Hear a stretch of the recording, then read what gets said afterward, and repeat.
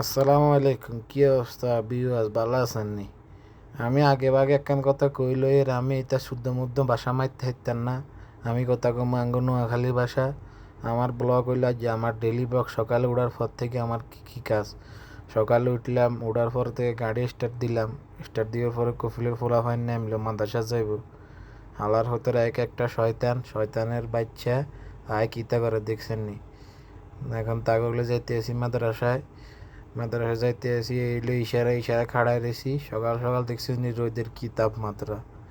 রোদের তাপমাত্রা অবস্থায় খারাপ। এখন গাড়ি টান দিলাম, যাইতে আসি মাদ্রাসা। গাড়ি চলতে আসে, এই যে মাদ্রাসায় পৌঁছে গেলাম। মাদ্রাসায় পৌঁছে তারপরে নামাই দিলাম মাদ্রাসাত। নামাইয়া এখন আমি যাইতে আসি ব্যাংকে আমার একটু কাম আছে বুঝছেন নি। ব্যাংকে কিনে যা ঠিক আছে কিছু ডিপোজিট করতে হইব। আজকে রাস্তাঘাটে ভালোই গাড়ি ঘোড়া দেখতে আসি। আজকে তো স্কুল রবিবার, তো সব খুলছে ওই কারণে। এই যে আমি ব্যাংকে পৌঁছে গেছি। ব্যাংকে পৌঁছাবার পরে টাকা ডিপোজিট করে ব্যাংক থেকে বার হয়েছিলাম। বার রুমের দিকে রওনা দিলাম।